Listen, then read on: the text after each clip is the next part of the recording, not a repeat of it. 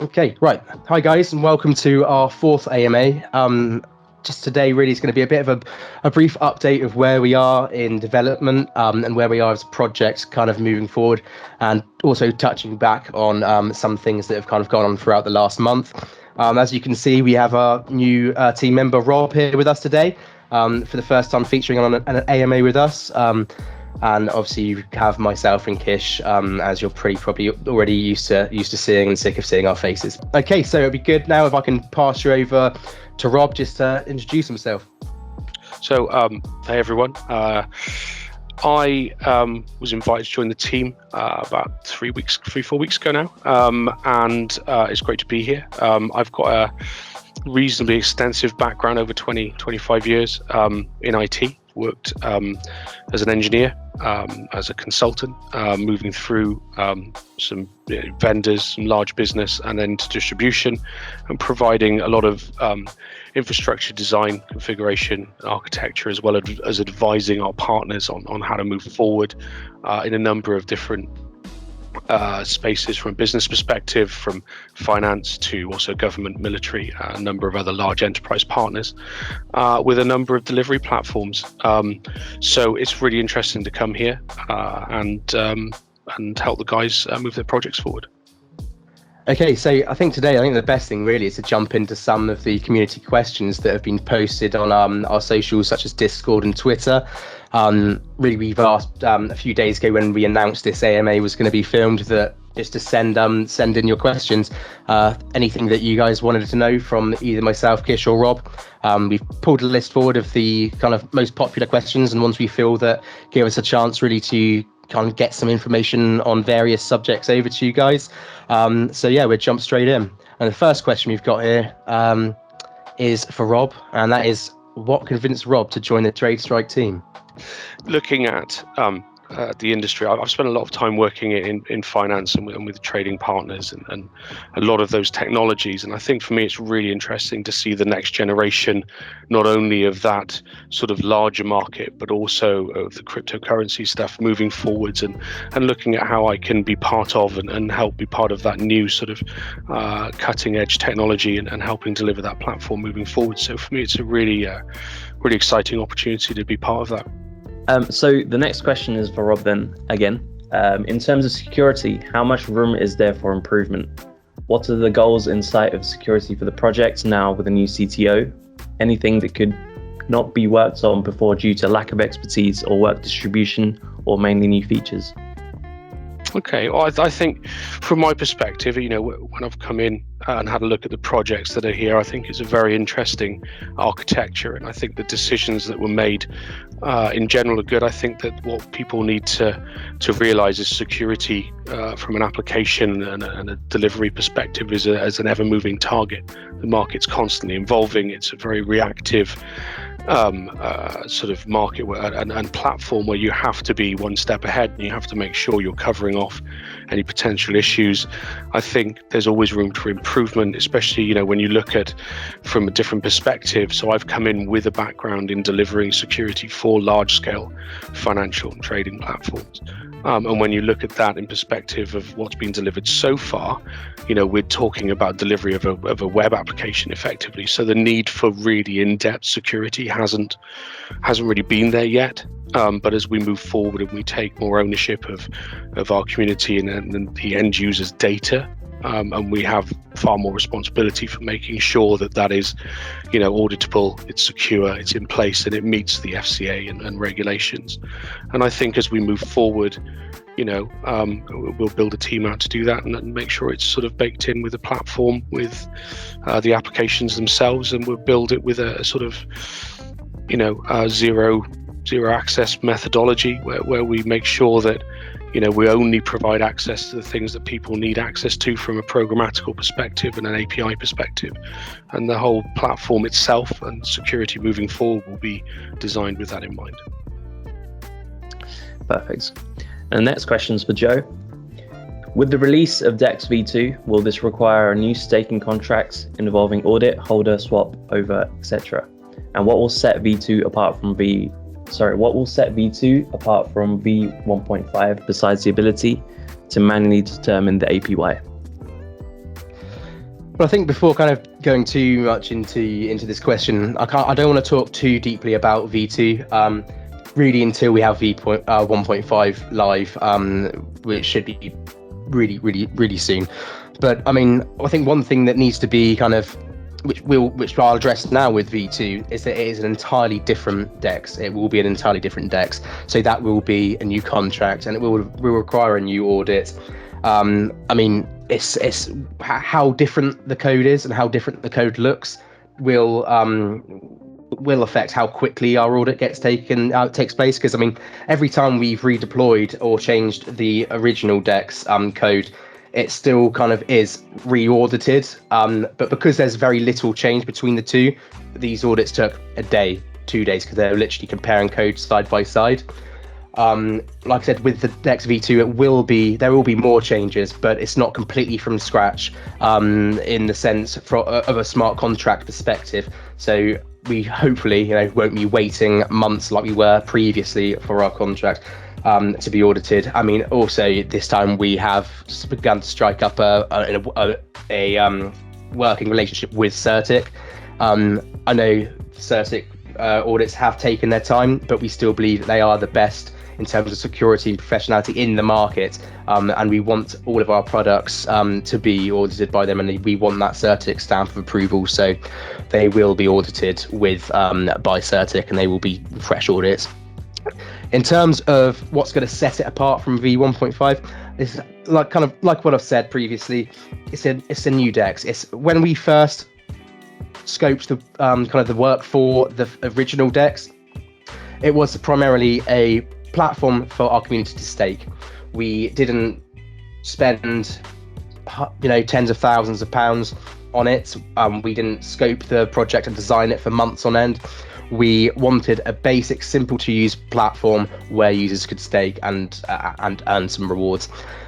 As this kind of went on, this has evolved. Our whole ethos towards this has evolved from being a side project just for people simply to stake to something that we think could be a market leading DEX, and this is what we will be going for with V2. So in something entirely different altogether. What that actually involves, we're not sharing yet, but we will be showing you some teasers soon. But like I said, this will all be after V1.5 is out.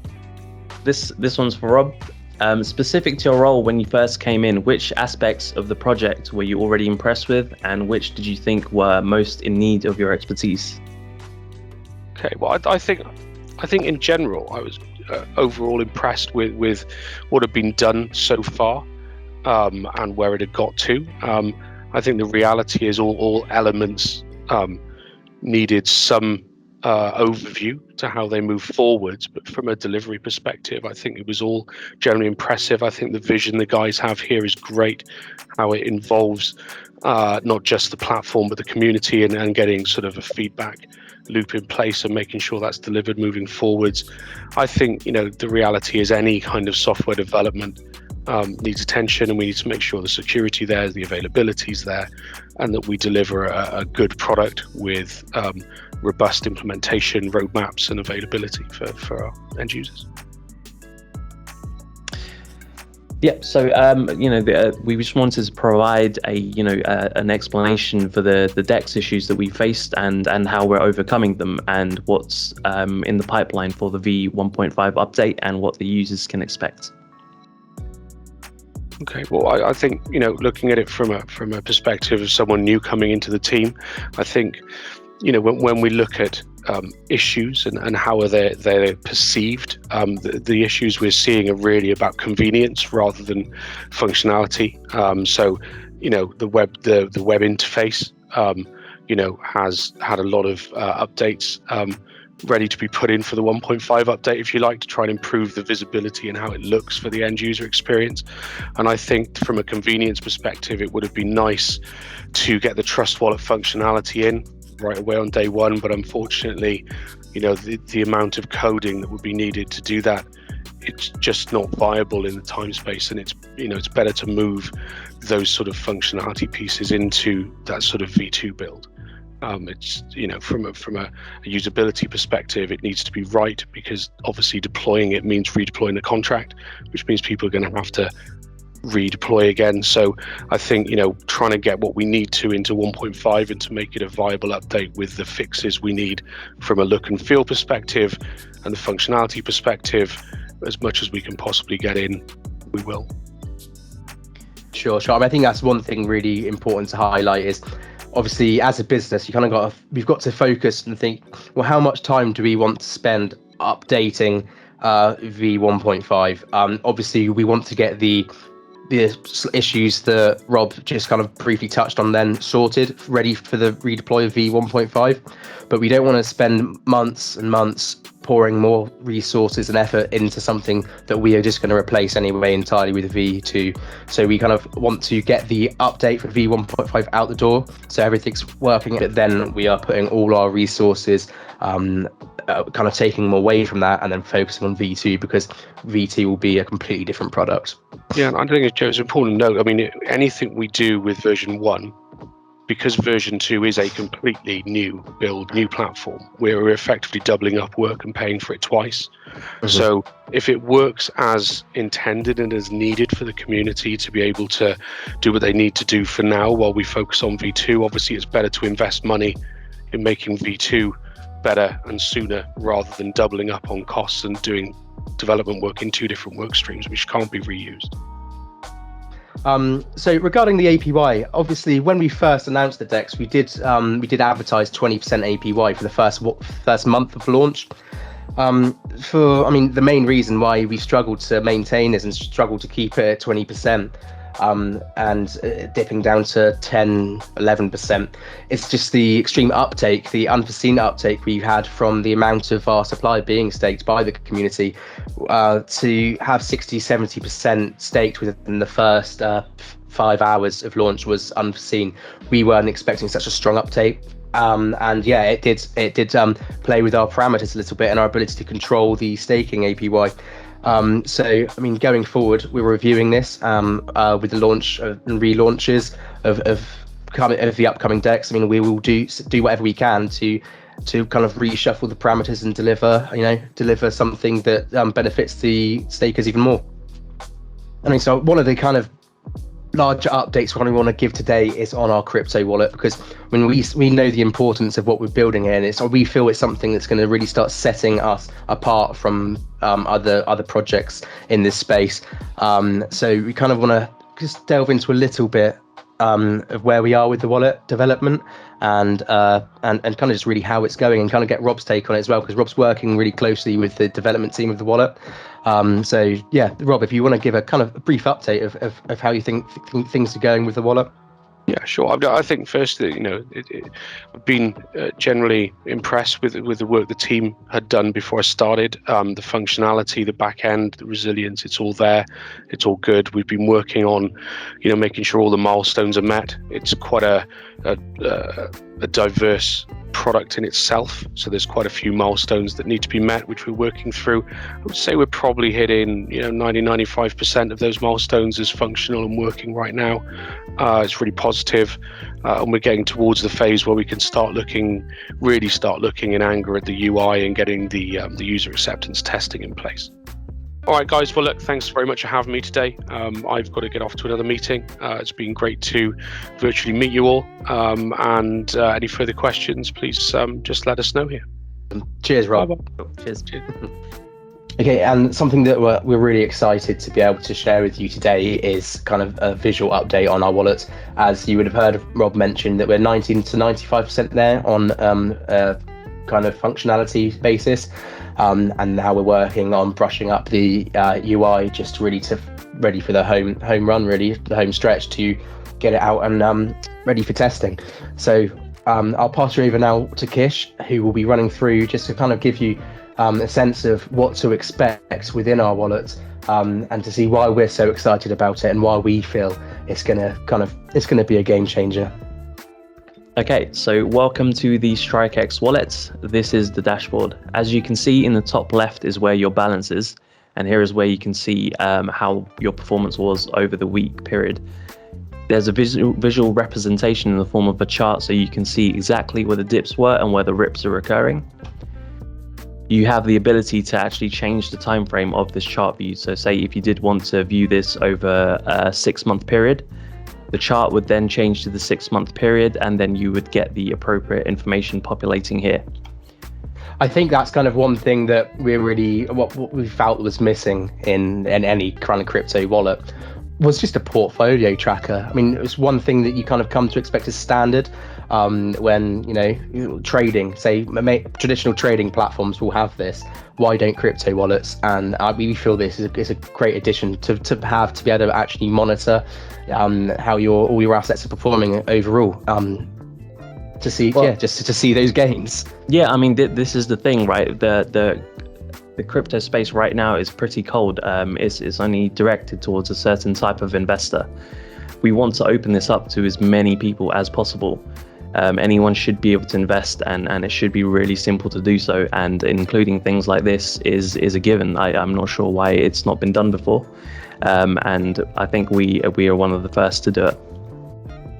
If you scroll down, you have a full list of your assets. You can see exactly what you have, how it's performed over the 24-hour period, how many tokens you have, what the current value is, and how it's performed in terms of monetary value. You can then add additional assets to your portfolio relatively easily. Over here we have the stats tab. You can see exactly where your allocation is and how much of what you own.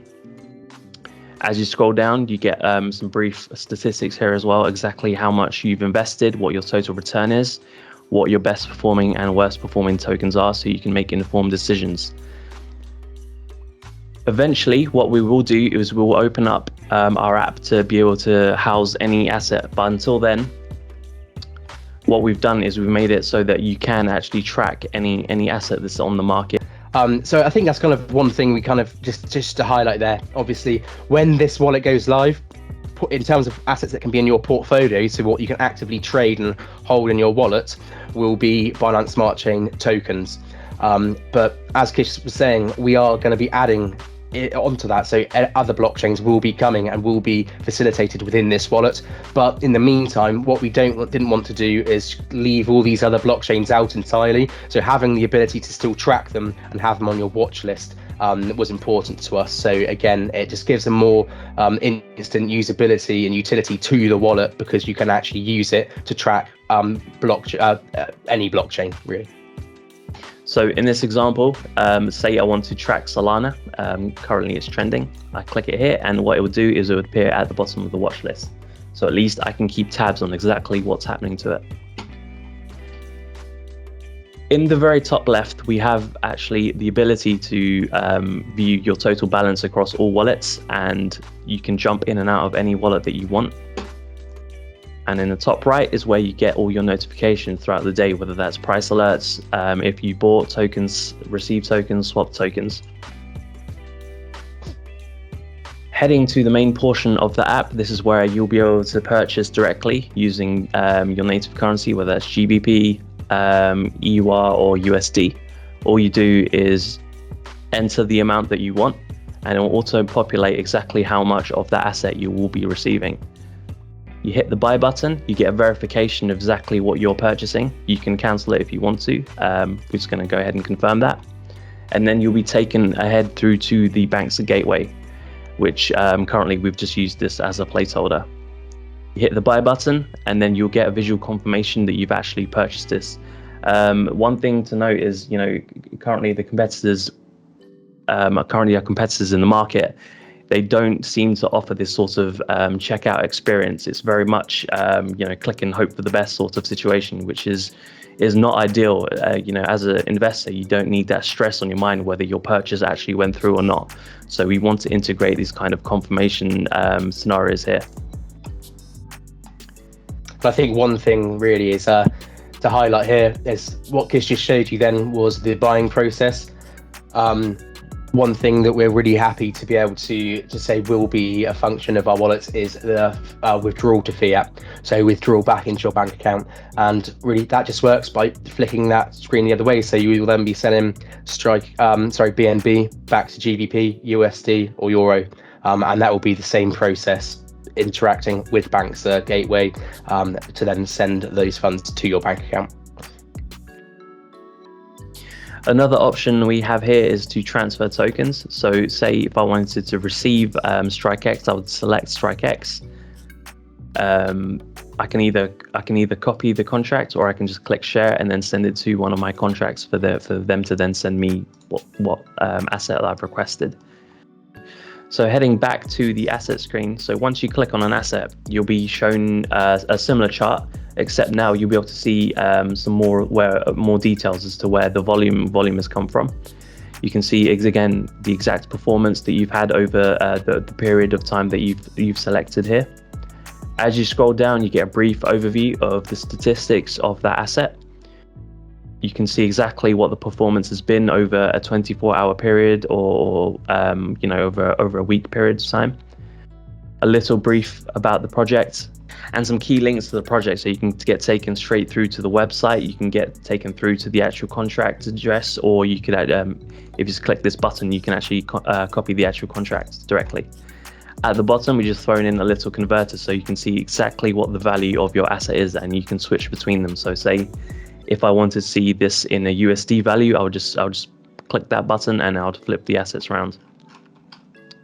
This is a brief overview of how it works. I mean, as you can see, we've tried to tie in the best of various platforms, trackers, charting, and put it into one usable and user-friendly crypto wallet. We're excited to get this launched. Don't get me wrong. I mean, it's probably the thing, barring the main trading platform, it's the thing we're looking forward to getting out there. From the testing and what I've used so far, I mean, I love it. I mean, I just can't wait for everybody else to start using it. But it's like what Rob was mentioned, we're 95% of the way there in terms of all features being usable and working exactly how they should be. We're just now in the final stretch. So here is a complete market overview, so you can get an idea of exactly where the volume is going. We also have a tab here to highlight the exchanges, so you can see which exchanges are performing, which are underperforming. And then heading over here is where you can actually set your native currency. So we have these three options here. So if I was to select US dollar, it would highlight as a US dollar. On the price alerts, say if I wanted to track Bitcoin, I'll just hit the Bitcoin, and I would set price decrease 5%, hit the save button. We also have transaction history. So say if I have a bunch of assets, I just scroll through them, select the one that I want, and I would get an overview exactly what's happened when I bought, sold, sent, received, or swapped. And that is the app in a nutshell. Awesome. Okay, guys. So, I mean, that's the wallet in a nutshell. We really hope you, the community, can kind of see that we feel this encapsulates the ethos of where we're going with our products, and gives you a brief flavor of what to expect when it comes to the main trading platform. We have promised feature-rich products with an easy to use, familiar feel to them, so a user can pick up this app and use it without too much brain strain. It feels familiar and it does exactly what they want it to do. So kind of one question we've left till last, which kind of has been a familiar question to us and all of us across our socials, is when marketing. I mean, some of you are aware that we have begun over the last couple of weeks, we've begun working with Sapient marketing agency to help us build our brand and help kind of push articles about things we were posting that were getting not much reach, to really help us put our name in certain publications targeting specific readers. I have mentioned this in our socials, in Discord. This was not the end of our marketing campaign. We're not kind of just saying, right, we're using this one agency and we're done. No, by a long shot, that's not what's happening. We're keeping Sapients, and we want Sapients to target a different kind of investor. So focusing on things like the Financial Times, people that read investments, traditional investment media outlet posts. These are the people that we want to capture in addition to crypto investors, because let's remember, we're building a trading platform where people will be able to buy Tokono stocks. People that want to buy tokenized stocks are going to be stock traders. So we want to start getting our name and building our brand in that arena as well as the crypto space. And I know the reason we kind of mentioned this and the reason why I want to go into this now is that I kind of led on a little bit that this was coming. We have also begun working from today with a new crypto marketing company. And this company has worked with some huge names in the crypto space, and we're really excited to start working with them.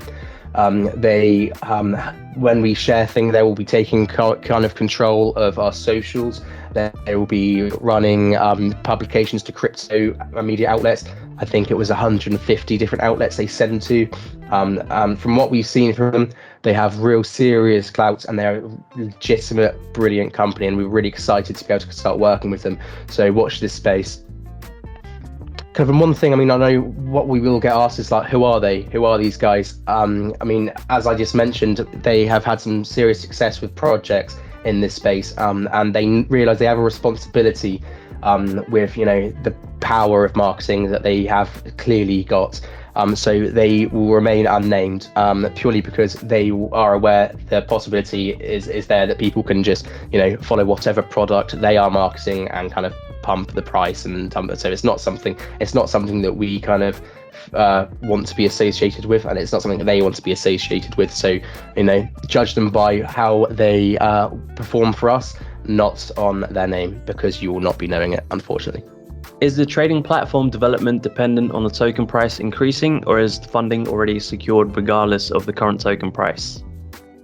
In a nutshell, no, it's not dependent on the token price.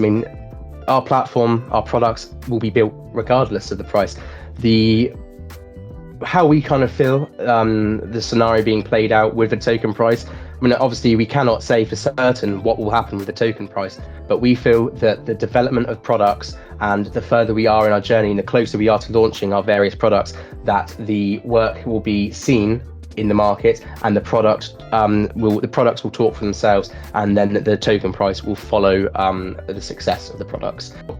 One thing kind of worth noting is, regardless of the token price short term, our phones don't stop ringing. Our meetings don't stop. Development doesn't stop.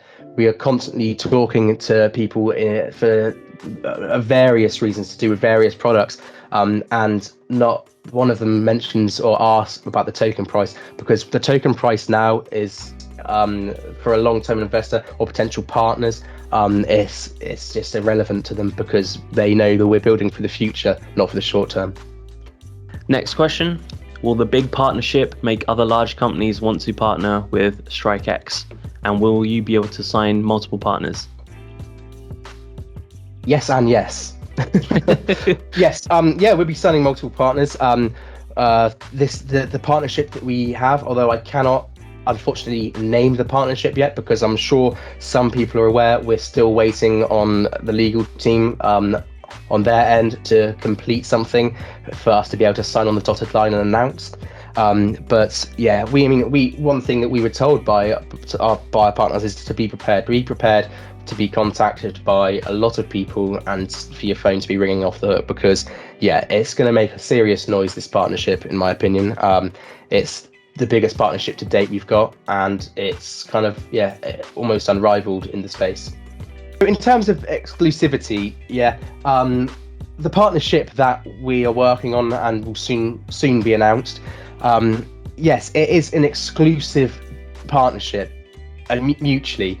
But because the partner, without saying too much, it's a specific field where we feel our brands and our ethos align perfectly, we will not seek, we are not seeking to have partner after partner after partner in that specific field. We feel that for the attention it will bring and the multiple kind of facets of the partnership, we feel it's enough in that specific field. Okay, so we can get to the fun question then. Where would you like to see StrikeX to be in 5 years' time? Good question. Short term, this is what the plan is and what the roadmap states. We want StrikeX to be the native currency of the most successful trading platform in the market. that's in short term, that's what we want. 5 years is a long time in the crypto space. So, I mean, don't get me wrong, there's going to be a lot more to it. There's going to be a lot more out there and a lot more we're doing than just the trading platform, whether that's being on our own blockchain that we've developed and deployed in that space. It's possible, and it's something that, of course, we are geared up towards. We are aware that tokenization has the ability to disrupt multiple markets, and we're not limiting ourselves to any one. We want to be at the forefront, and we want to be, when this tokenization becomes the buzzword on everybody's lips, much of how NFTs are right now. We want people to be able to Google what is tokenization, and StrikeX comes up as number one. So any kind of application we feel that StrikeX can move into, we will be there in the next 5 years. I mean, like I said, plenty of times, I mean, on Discord and talking to various investors, the platform is just the beginning. The other products we've got before them, they're just a warm up. We're a new team, we're a new project, we're a tech startup. We're testing the waters of what we can do. And the trading platform is obviously the flagship product on our current roadmap. But the current roadmap is just, that's phase one. We have a long future and a lot of ideas already in the pipeline. I mean, I have to control myself sometimes, rein myself in to stop thinking about the future too much, because there is so much to be done in this space, and it's such exciting space in its infancy. I mean, my job as a CEO is to make sure that we are at the forefront of this new space, and that we are an established name, a trusted name with the best products in this space, and we're going to be ready to take over. Sorry, I got a bit passionate then. No, that was great. I might even stick that at the start. So this question's for myself. You mentioned on the website that StrikeX is an ethical coin. Please, could you elaborate on the ethics behind the coin? So I think the answer to that question is it's really who we are as people, and by extension that has become the brand, and it's sequenced into the business decisions that we make. Our intentions are literally for the people. We want to make products for you guys, and so you have the tools that you should have. The leading competitors in this space, they're money making machines. They don't really care about us. If they did, they'd be using a significant portion of the budgeting to improve their products, which we know is not the case because the tools haven't changed in the years. And we're actually a project for you. Cool. Yeah. Let's do that. Okay, guys. So I think we're kind of going to leave it there now with the updates of what we've gone through so far. Every time we do an AMA, I'm tempted to just to keep going, and just to keep telling you exactly what we're working on, because there is so much behind the scenes that's been going on, has done for months. But in terms of what we want to put out now, I think it's best to kind of leave it there, just to let what we've said sink in, and to get out there. Obviously, when things like partnerships are announced, and further updates that we are legally allowed to give, we will be doing more AMAs, more articles, more press releases. They will be coming as and when.